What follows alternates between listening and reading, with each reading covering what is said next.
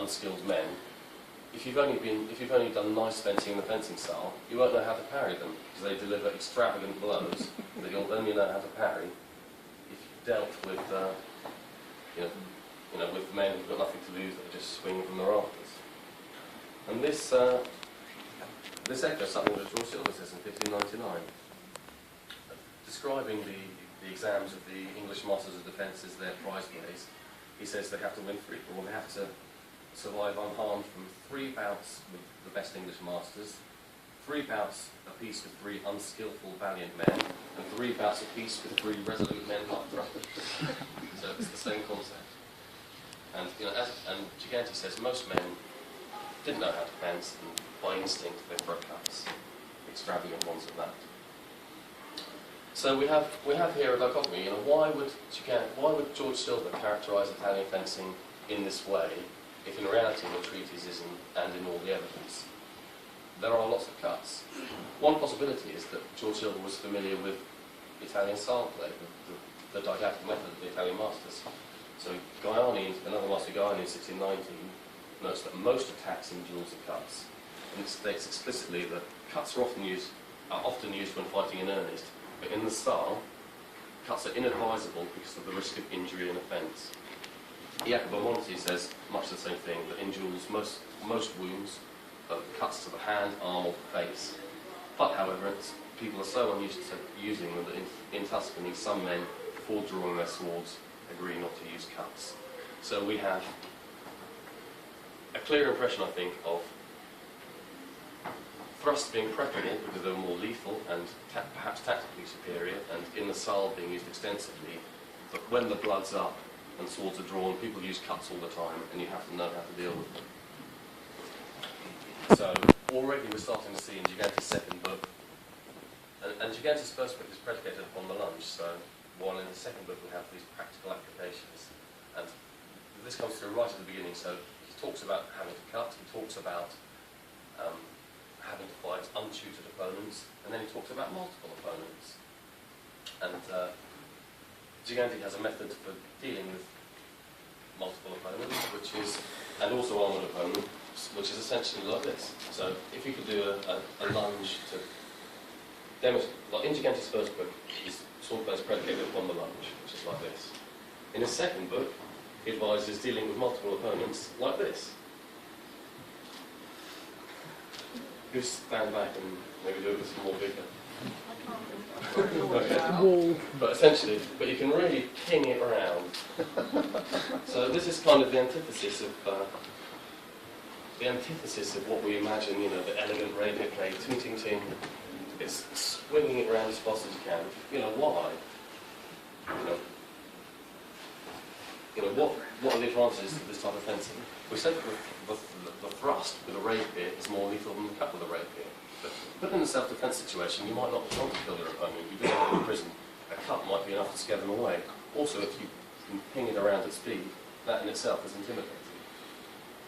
And also, Giganti says that if you thrust someone, your sword's bound up for a second. If you cut, you can continually attack and defend. So, when we understand the fencing of the period, we can't not consider the context. If the context is fencing in the style or in a one-on-one duel, one type of fighting might be superior. Against multiple opponents in the street, a different approach is necessary. So we've talked about untrained opponents and being attacked by people. How dangerous was Italy at the time? Through the eyes of an English gentleman who spent some time in Pisa, around about the same time as Giganti, it was quite dangerous. He describes seeing 2 people killed during his time in Pisa, one a rich merchant, the other a knight of the Order of Santa Stefano, the one coming from his hoard, the other going thither. And then he describes other murders that he's seen in Italy. Now Robert Darlington is an interesting character.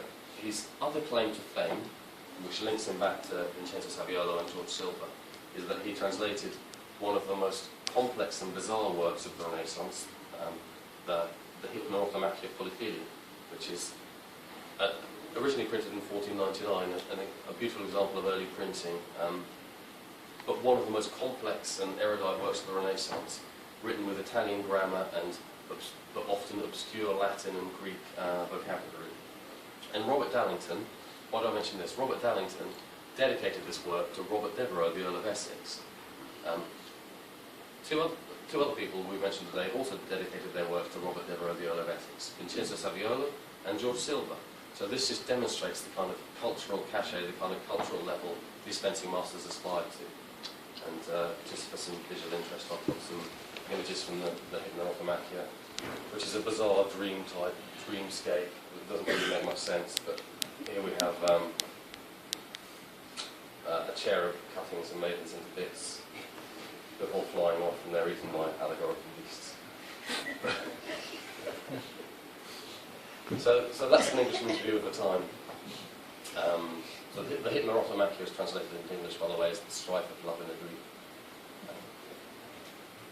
But we have a contemporary, or a modern historian describing the violence of the period in Tuscany, where we know Giganti was. He said there existed a culture of violence in which just about everyone participated. The simple fist fight was a comparatively rare occurrence. Despite the efforts directed at the control of weapons, the Tuscans presumed any unarmoured man to be a priest. So, Tuscany was violent, well, Italy was violent, but how violent? Empirical, hard empirical facts are difficult to come by, but Sperenberg, who's a historian of violence, has tried to compare murder rates where we've got reasonably accurate records in the period. And he, from his survey, the safest place seems to be was 16th century Kent. The most violent place was Rome, with a murder rate of 47.3 in the late 16th century.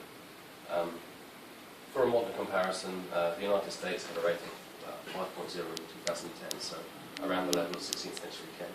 So Rome was 10 times as murderous at the time. However, what was the nature of this violence? Roman barber surgeons at this time were required to report all treatments of the wounds caused by violence, even when very minor. And these Relazioni dei Barbieri show that 1.8% of the Rome's population in the late 16th century visited a doctor as a result of violence, which is about 40 times the murder rate. So 47.3 sounds like out of 100,000 sounds like a high percentage, but that translates as 0.05% chance every year of being murdered. But you're 40 times more likely to be injured. So again, the fact that the thrust is more lethal with a long, thin blade may not necessarily be an advantage if all you want to do is slash someone across the face and show that you're the better fencer or get them to run away. So there were violent times, but not necessarily murderously violent times, more so than now. And this is illustrated by an Italian Jesuit account of 16th century Japan, where the Jesuits describe the Japanese as such. He says, "The sword and dagger are mainly for ornamentation. Either they do not draw their swords, or they draw them with resolve, to kill or be killed." Now, this seems paradoxical, because the sword, which is a killing implement, he says, or the Jesuits say, the sword is only for ornamentation, is mainly for ornamentation. They use them to kill people. It seems paradoxical, but the implication is that the sword doesn't just kill people. It can wound someone, it can threaten someone, it could be a status symbol, and that seems to be that is the implicit in the statement. The fact that they would highlight that they only used their swords to kill. That's something exceptional. And just to demonstrate that there was a more cross-cultural contact than we might give credit for, here is an image of Japanese delegates visiting Pope Gregory XIII in 1585, and some 17th century Japanese Christians in Portuguese dress. You can see the chap on the right wearing a long European raincoat. So moving on to some of the techniques in the books. As we said, the lunge is the quintessential rapier technique, the lunge being a thrust, a point delivered on the thrust, as Fran demonstrated earlier. Giganti's first book is lauded as one of the first and finest examples of this, and some even attribute the invention of the lunge to Giganti, although that's highly debatable. Already Camillo Agrippa in 1533 shows a very lunge-like motion. However, and people have taken what Giganti shows in his first book, quite naturally, to be the sum of his method. But No, it's perhaps the didactic foundation, but there's a lot more that we see in his second book. And he says, in my first book, I promised to discuss how to wound by passing your feet, since in that book I only dealt with the lunge. Whereas one who knows how to fence well and recognise the tempo will perform the same actions on the pass. So here, and here is one of the several passing actions he demonstrates. So, yeah, both of you. Which we'll demonstrate today. So.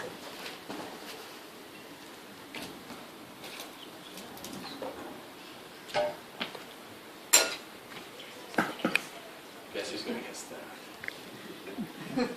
So this is one of the techniques he shows in his book. And again, just for fun. So rather than the lunge of his first book, if you watch Francesca's feet, if you can see one more time, passing forward to stab. So whereas we watch modern épée or modern form, and it's very much with the front foot forward, but with a sword we play there, there's no reason why you can't stop with your foot.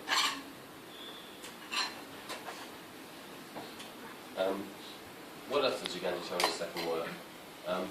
You know, this we might have romantic notions about the duel, about sword fighting. We've already seen that it wasn't necessarily the case. It wasn't necessarily that noble or romantic. We had fighting multiple opponents. We had fighting untutored opponents. So, sword fighting at the time, you might sword fight for lots of reasons. It might be for self-defense. It might be to defend your honour. It might be to kill the other person in any way you can. So we get to some, in Giganti's first book, I mean, there are nasty techniques in Giganti's first book, don't get me wrong. There's one way he finds up the sword, both their sword and dagger with your sword and you stab them in the face. But there's a lot more of this, you know, nice, juicy, brutal stuff in the second book. So we come to the grapples. We'll demonstrate a couple of closing actions here, just for fun. So again, the quintessential rapier, we saw the place at the beginning of a gentleman elegantly thrusting another through the face. Here we have someone going up to them and chopping them in the head.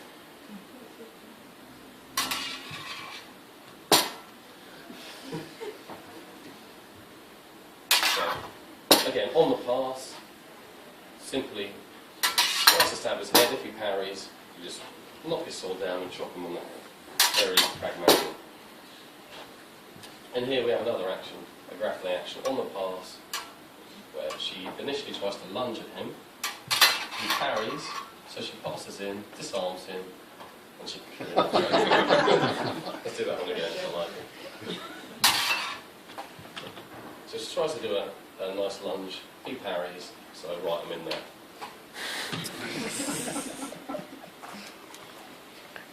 Defensive arms.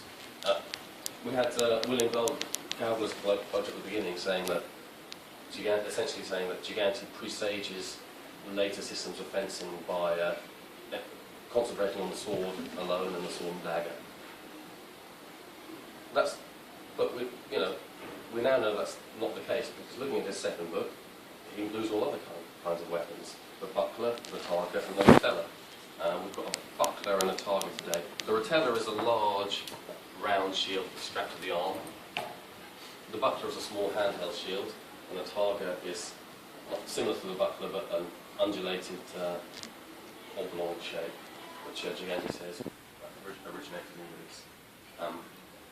These defensive arms are interesting, because as it says on the slide, they're featured less in treatises by the 17th century. Already by 1540, Altoni says that the buckler had been abandoned in Italy because it had been used by men of evil reputation.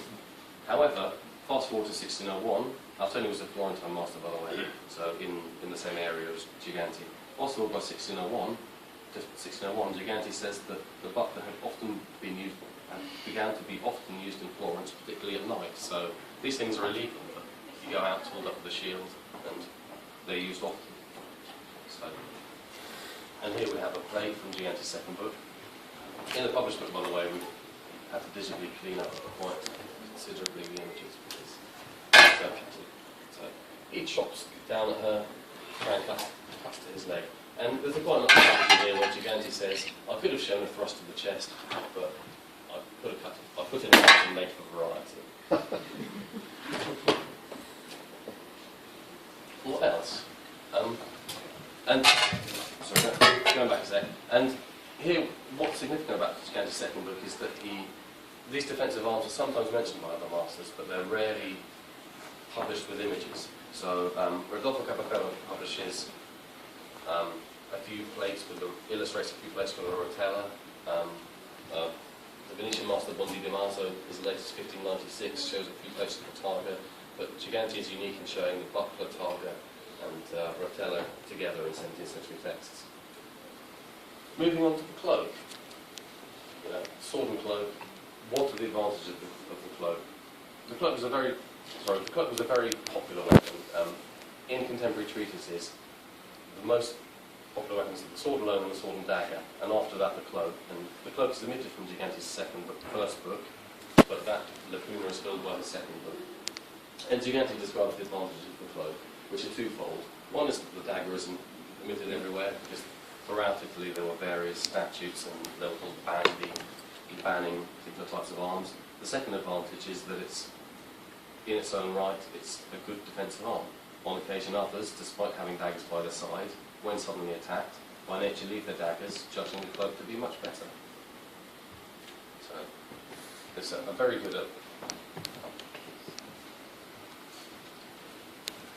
it's a very good resisting not only thrust but also cuts.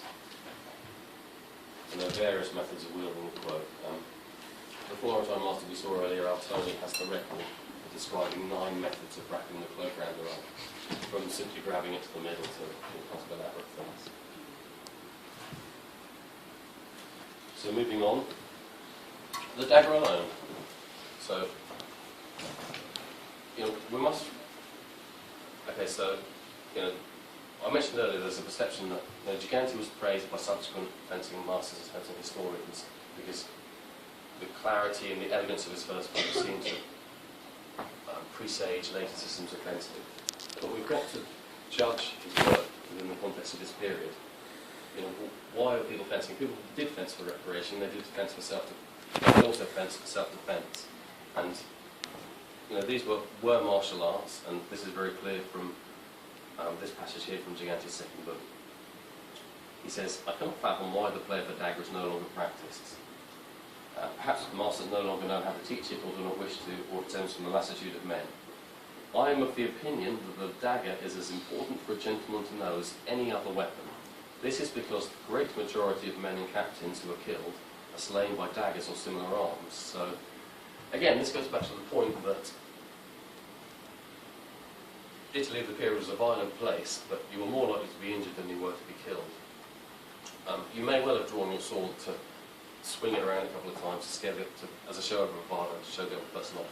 And no doubt people were killed unintentionally, like in Romeo and Juliet. Arguably, they didn't mean to kill each other. Thibaut and Mercutio arguably didn't mean to kill each other, or for one to kill the other. But yeah, people could die in sword fights. If you set out to kill someone, historical evidence, the records of historians back up what Giganti says. Most people who were killed by violence weren't killed in duels. They were killed in an all-out vendetta, shanked, ambushed, when they least expected it, or stabbed in the back with a dagger, taken at an advantage. The majority of great men and captains who were killed are slain by daggers or similar arms. So we have, around Giganti's time, we have consecutive kings of France being assassinated by daggers.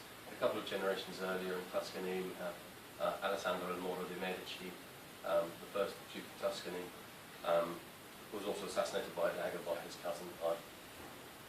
He's of interest to social historians because compelling evidence suggests that his mother, Simonetta del Collavecchio, was a black or mulatto servant, so an ancient piece of social history, again demonstrating that the Renaissance is not as some people might imagine. And here we have, always still within the zone of Florence, within Tuscany. I've cited here a text from one of these banned prohibitions against weapons from 1571, which is very interesting in terms of the outlook of the period, because thin-bladed daggers drew particular opprobrium because they were associated. A dagger by itself could be a tool, but thin-bladed daggers existed only to kill people, like a Japanese sword of the Jesuits. So it says, stiletti, quadrelli, e sfondaggiacchi are atypical arms designed to murder, or as vulgarly termed, to assassinate other men, and are not arms of a gentleman, or a soldier, or a person of honour, but of assassins and dishonourable men, without the spirit to avail themselves against their enemies with equal and typical arms. Why is this interesting? To me, this is interesting because this is a legal text prohibiting a certain type of weapons, but it's explicitly saying that these kind of weapons are dishonourable, but sword fighting is macho and honourable. But hang on a minute. From the Council of Trent in 1563, duelling is definitively banned and definitively illegal in Italy. Street fighting is illegal, so although there are these two classes of illegal fighting, stabbing someone with a thin dagger is still snidey and dishonourable and unmanly. But you need to know how to defend yourself with a dagger, so you have a technique with standing in guard. Again, with passing footwork, she parries, controls his sword, and stabs him in the face. And people often say in knife fighting, it's impossible not to, you're going to get hurt in a knife fight. So this is why Giganti emphasises controlling the sword, controlling the hand, and then finishing it. And he applies a similar method with a similar technique with mismatched weapons. He shows a dagger alone against a sword and dagger, and a dagger alone against a spear, which I think is particularly ambitious. But Giganti says, so we've got an impromptu spear here, but Giganti says that if the person with the spear has the wherewithal to think about what they're doing, they're going to kill the guy with the dagger. However, if you've got a fighting chance of playing their psychology, you can demonstrate fear, wait for them to overcommit, and again, pass, control their hand, and stab them in the face. So which is demonstrated here, stabbing him in the face. And finally, Giganti ends his book demonstrating a left foot forward guard. He promises a third book, which we haven't found. We don't know if it was ever written. But I hope somewhere it's out there. And he says, in his third subsequent book, he will demonstrate guards with the left foot forward. That's that. So, to wrap it up, right. Why is Giganti's second book significant? In terms of what we understand about Giganti the man, it establishes a connection to Pisa and to the powerful order of Santo Stefano we didn't know anything about beforehand. It greatly expands our comprehension of his fencing method, and as he's one of the emblematic rapier masters, as understanding of Italian rapier and European swordsmanship at the time as a whole. And to re-emphasise the point I've been making throughout the presentation, that the history of fencing is often characterised in evolutionary terms. We very often hear narratives of the sort that medieval fencing is mischaracterised as brutal hacking, refining it down through the rapier, the small sword, into the épée and the foil or whatever, to the apex, the peak, which happens to be whichever period the writer, the author's writing. But as I said before, no. To judge a fencing book, you've got to judge it within its social context. Because if Giganti was only doing the nice lunge-based stuff in his first book, it would be useless against multiple opponents. It wouldn't show the cuts, the passes, the grapples, which were part of the fencing of the day.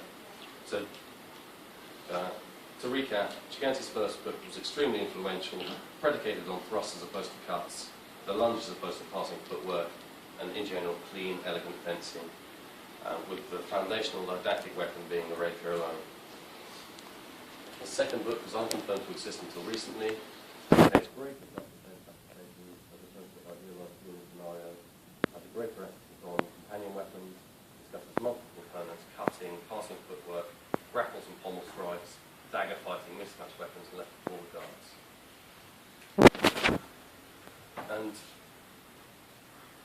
So to wrap it up, Giganti is an important master. He's one of the quintessential rapier masters.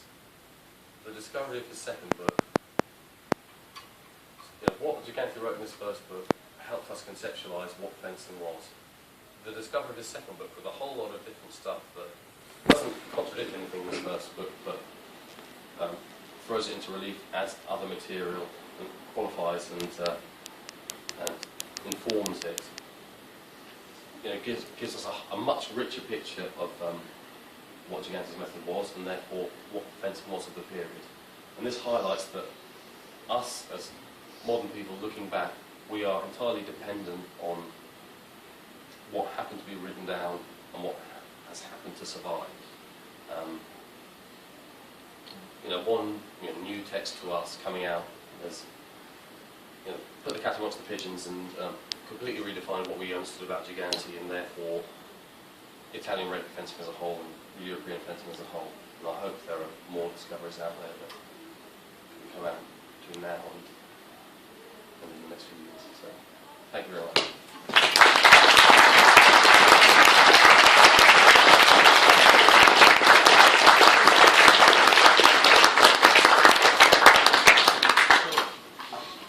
One of the goals of the fencing master is to engender a desire to learn fencing from looking at their books. It certainly works in Giganti's case. I certainly want to go and stab someone now in the friendliest possible way, of course. I think also, just to add on what Tim was saying about the relevance of this, Giganti, it's obvious to some extent in his first book, but much more apparent in the second book, that you should be looking at this stuff if you're interested in the Renaissance, irrespective of swordsmanship. Even if you're not a practitioner, even if you don't have special interest in arms and armor, this area is central to the Renaissance as a whole. And these books have an enormous value to a general understanding of Renaissance life. There are a number of little moments in the second book where just little things that Giganti drops into the text that are immediately tremendously evocative of what it was like to live at the time, and what the everyday experience was. That if you're going to get killed, it's going to happen like this, and it's probably going to happen in Rome, or whatever. The sort of, I bang on about the wider relevance of arms and armor a lot, not surprisingly, but I think it's really starting to prove the point now. I think this material is starting to get a lot more attention and a much wider non-specialist audience than it used to. And I think the publication of this second book is a great contribution to that effort to sort of keeps us all doing what we're doing and relevant and interesting for everyone else.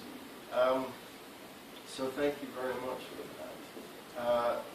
Don't forget also that we have upstairs in the galleries the actual paraphernalia, many original 16th and 17th century rapiers and daggers and bucklers and things upstairs. So please, if you haven't been to the galleries before, or if you have anyway, go upstairs and remind yourselves of what Giganti is talking about. I brought both of the Gigantis from the what should really be called the Bijon collection upstairs, or later the DeWalden collection.